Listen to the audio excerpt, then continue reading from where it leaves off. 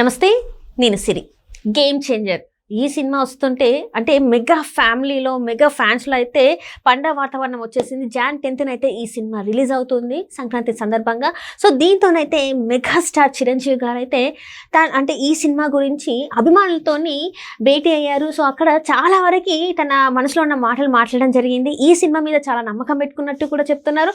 అట్లనే ఏదైతే రామ్ చరణ్ గారి పర్ఫార్మెన్స్ ఉందో అవార్డ్ విన్నింగ్ పర్ఫార్మెన్స్ అని కూడా చెప్పడం జరిగింది. సో అసలు ఇంకా ఏం మాట్లాడారు, అసలు చిరంజీవి గారు చాలా రోజుల తర్వాత అంటే అభిమానులతో భేటీ అవ్వడం చాలా రోజుల తర్వాత అయింది. సో దీని మీద ఇంకా ఏమేమి మాట్లాడారు, ఇంకా ఏమేమి జరిగాయి అనే అంశాన్ని మనకు వివరించడానికి మనతో పాటు ఉన్నారు ప్రముఖ సీనియర్ జర్నలిస్ట్, సినీ క్రిటిక్ జగదేవ్ గారు. నమస్కారం సార్. నమస్తే. సార్, ఇప్పుడు చూస్తుంటే మొత్తానికి అయితే గేమ్ చేంజర్ Jan 10th రాబోతుంది. సో మనం చూసాం మొన్న ప్రీ రిలీజ్ ఈవెంట్ కూడా జరిగింది. అక్కడికైతే చిరంజీవి గారు అటెండ్ అవ్వలేకపోయారు. కానీ మొన్న చూసినట్టయితే చిరంజీవి గారు మెగా అభిమానులతోనైతే భేటీ అయ్యారు. అక్కడ చాలా వరకు మాట్లాడడం జరిగింది. ఎందుకంటే చాలా రోజుల తర్వాత ఇలాంటి ఒక మీటింగ్ జరగడం జరిగింది. సో అక్కడ చాలా వరకు మాట్లాడడం జరిగింది. సో ఇవన్నీ కూడా ఆ సినిమాకి సంబంధించి ఆ పుత్రోత్సాహం అనుకోవాలా, ఎలా సార్ ఇదంతా? చిరంజీవి గారు రీసెంట్గా ఒక ఏంటది అమెరికన్ ప్రోగ్రెసివ్ ప్రోగ్రెసివ్ దీని మీద తెలుగు అసోసియేషన్ ఆప్తా మాట్లాడినప్పుడు సరదాగా అంటే ఒక్కసారి ఆయన ఇండస్ట్రీ తొలినాళ్ళలో ఎలా ఉన్నారో అలాంటి చిరంజీవి గారిగా మనం మాట్లాడారు. అంటే ఆయన ఐరన్ లెగ్ అని కూడా అన్నారంట. అంటే తిరుగులేని మనిషి అనే ఎన్టీఆర్ సినిమాకి ఆయన అందులో యాక్ట్ చేస్తే ఆ సినిమా ఆడలే. ఎన్టీఆర్ లాంటి మహానటుడు, ఎంత క్రేజ్ ఆయనకి, భారతదేశంలోనే గర్వించదగ్గ నటుడు కదా మహానటుడు ఎన్టీఆర్ గారు, నటరత్న నందమూరి తారక రామారావు గారు. అటువంటి ఎన్టీఆర్ గారితో కలిసి చిరంజీవి చేస్తే చిరంజీవి అప్పుడు ఎవరికి తెలియదు. చిరంజీవి గారు అంటే ఎవరు చూస్తారు? ఎన్టీఆర్ని చూడడానికి వెళ్తారు కదా. అటువంటి సినిమా పోవడం ఏంటి ఫ్లాపు, ఈ మహానుభావుడు ఎవడో కాల్ ఎట్టాడో ఐరన్ లెగ్ అని అన్నారంట. అది ఆయన గుర్తు చేసుకుంటూ నవ్వుతూ చెప్పారు. అంటే తొలినాళ్ళలో ఈ మొగపడిన అద్దలు చూసుకున్నావా, ఈయన హీరో ఏంటి, ఒకడైతే మిడిగుడ్లు వేసుకుని ఉన్నారా, ఇలా కూడా మాట్లాడడంలో ఉన్నారట. ఇప్పుడు కాదు, ఇంతకుముందు ఎప్పుడో పాతకాలం సందర్భాల్లో చెప్పిన, చెన్నైలో ఉన్నప్పుడు అప్పుడెప్పుడో వేరే ఇంటర్లో కూడా చెప్పినట్టు గుర్తున్నారు.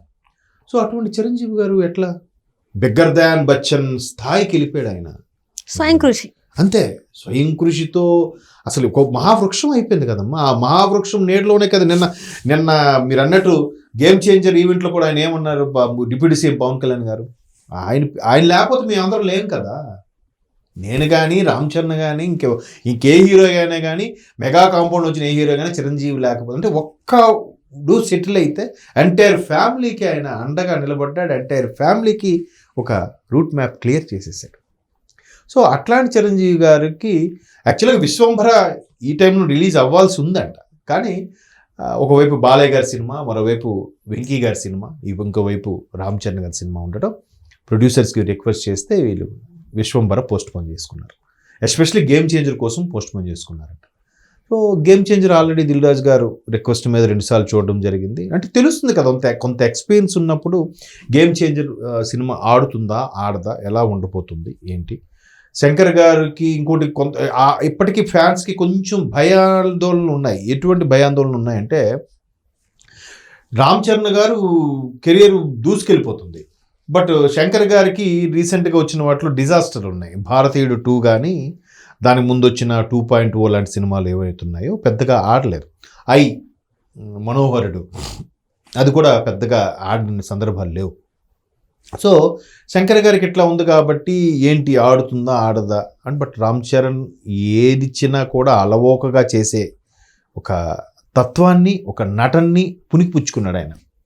అంటే నిన్న పవన్ కళ్యాణ్ గారు చెప్పారని కదా, రంగస్థలం చూసారా అసలు ఎంత బాగా చేశాడు ఆయన. ధ్రువ, RRR దేనికదే సెపరేట్ జోనర్ లాగా పెర్ఫార్మెన్స్ చాలా బాగుంది. ఇప్పుడు ఎవడు ఉంది ఫేస్ ఆఫ్ టైప్లో చాలా బాగుంటుంది. మన ఫస్ట్ హాఫ్లో బన్నీ గారు ఉంటారు, బన్నీ గారికి ఫేస్ పెట్టడం సినిమా చూపించారు. అంటే అట్లా ఎంత ఒక్కొక్క సినిమాకి ఎంత వేరియేషన్గా చూపిస్తూ ఎదుగుతున్న వైనం చూస్తే, ఇప్పుడు RRRలో అయితే ఎన్టీఆర్ ఇతను పోటాపోటీగా యాక్ట్ చేశారు. కానీ విమర్శకులు కూడా అరే ఎన్టీఆర్ ఎప్పుడు సూపర్గా చేస్తారు, అదరగొట్టేస్తారు, ఈయన ఎన్టీఆర్ని కూడా డామినేట్ చేస్తాడనే క్రిటిక్స్ కూడా మాట్లాడారు మీరు అబ్జర్వ్ చేస్తే కనుక. సో అట్లా అంత పరిణితి చెందిన నటుడు కాబట్టి శంకర్ గారు ఏమాత్రం డైరెక్షన్లో ఎఫర్ట్ ఉన్నా, పాత శంకర్ గారిని ఏమాత్రం ఓ 20% డైరెక్షన్ ఆయనలో టేకింగ్లో ఉన్న సినిమా ఎత్తుకెళ్ళిపోద్ది అనేది చాలామందికి నమ్మకం. కొంతమంది ఫ్యాన్స్కి భయం ఉంది శంకర్ గారి ప్రీవియస్ మూవీస్ బట్టి. బట్ అది చిరంజీవి గారు లాంటి వ్యక్తులు చూసారు ఎప్పుడో కొంత ఐడియా ఉంటుంది ఇండస్ట్రీలో. ఎక్కడమ్మా దగ్గర 40 years ఇండస్ట్రీ, 40+, 40 ఏళ్ళ సినీ జీవితంలో ఏవి ఆడుతాయి, ఎందుకు ఆడవో కూడా బేరీజ్ వేయగల సత్తా ఉన్న వ్యక్తి కదా. కాబట్టి ఈవెన్ దిల్ రాజు ప్రొడక్షన్ పై కాదు, దిల్ రాజు గారు అంటే స్టార్టింగే ఆయన స్క్రిప్టు, స్టోరీ నరేషను, ఎక్కడెక్కడ సినిమా హైప్ వస్తుంది, ఎక్కడ లేపుతున్నారు, ఇంటర్వ్యూల కార్డు ఎక్కడ వేస్తున్నారు, అవన్నీ ఈయన పర్యవేక్షణలో చూసుకుంటాడు ఆయన. అందుకే దిల్ రాజు గారికి 90% సక్సెస్ రేట్ ఉండడానికి కారణం అదే. ఆయన సినిమాలు ఎన్ని కూడా ఇప్పుడు దగ్గర 60-70 సినిమాలు తీశాడు ఆయన, 50 పైచిలకే, నెంబర్ సరిగ్గా నాకు గుర్తులేదు కానీ. సో ప్రతిదానికి కూడా ఎందుకు దిల్ రాజు సినిమా అంటే 90% గ్యారంటీ, ఎందుకంటే ఈయన ఇన్వాల్వ్ అవుతాడు. కొన్ని ఆయనే స్టోరీలను కొద్దిగా మార్చి తీసుకురాము, లేదంటే ఇక్కడ ఇలా పెడతాం అంటే డైరెక్టర్స్తో, హీరోతో డిస్కస్ చేస్తారు. దిల్ రాజు అంటే ఇప్పుడు చూసారా, పవన్ కళ్యాణ్ గారు కూడా చెప్పారు, నేను కష్టకాలం ఉన్నప్పుడు నాకు నేమ్ ఉంది కానీ ఫేమ్ ఉంది కానీ డబ్బులు లేవు, అలాంటి టైంలో కూడా నాకు డబ్బులు ఇచ్చి ఆదుకున్న ప్రొడ్యూసర్ ఆయన. మరి అది భీమ్లా నాయక్ ఏదో వకీల్ సాబ్ సంథింగ్, మరి ఆయన దిల్ రాజు గారు ప్రొడక్షన్లో చేశారంట కదా, వకీల్ సాబ్ అనుకుంటా. మరి ఎట్లా, ఎంత బాగా అంటే ఇది మన తెలుగు ప్రేక్షకులకి, తెలుగు నేటివిటీకి ఇది ఎంతవరకు రీచ్ అవుతుంది, ఎక్కడెక్కడ మార్పులు చేయాలి, మరి దట్ ఈస్ దిల్ రాజు గారు. ఆయన కొత్త హీరోలతోని, పాత హీరోలతోని, కొత్త రచయిలతోని, పాత రచయిలతోని, దర్శకులతోని, అసిస్టెంట్లతో కూడా చాలా కొల్యూడుగా ఉంటాడు ఆయన. ఒక అసిస్టెంట్ డైరెక్టర్కి ఛాన్స్ ఇచ్చాం, ఈయన ఎక్కడ బాగా డైరెక్ట్ చేయాలి, ఏ పట్టులో బాగా చేస్తున్నాడు, ఒక ఎమోషనల్ చేస్తున్నాడా, లేదా ఫ్యామిలీ డ్రామాలో బాగా చేస్తున్నాడా, యాక్షన్ సీన్స్లో బాగా చేస్తున్నాడా, అక్కడ ఆయన పట్టుకుంటాడు. బాబు నువ్వు ఈ సెక్టర్లో బాగా డైరెక్షన్ చేసి చూపిస్తున్నావు, దీని మీద నువ్వు డెవలప్ చేయని చెప్తాడంట ఆయన. సో అటువంటి దిల్ రాజు గారు బ్యానర్లో ఇప్పుడు వస్తున్న శంకర్ గారి సినిమాకి ఖచ్చితంగా అంటే ఆల్మోస్ట్ ఆల్ 60-70% హిట్ గ్యారంటీ. మిగతాది ఆ టేకింగ్ ఎలాగ ఉన్నదో మనకు తెలియాలి. ఒకవైపు రామ్ చరణ్ ఇమేజ్, సో అదే చిరంజీవి గారు అక్కడ షేర్ చేసుకోవడం జరిగింది. ఆల్రెడీ ఆయన చూశాడండి సినిమా, చూసినప్పుడు ఒక అవగాహనకు వస్తుందిగా, బేరీజ్ వేసుకుంటారుగా.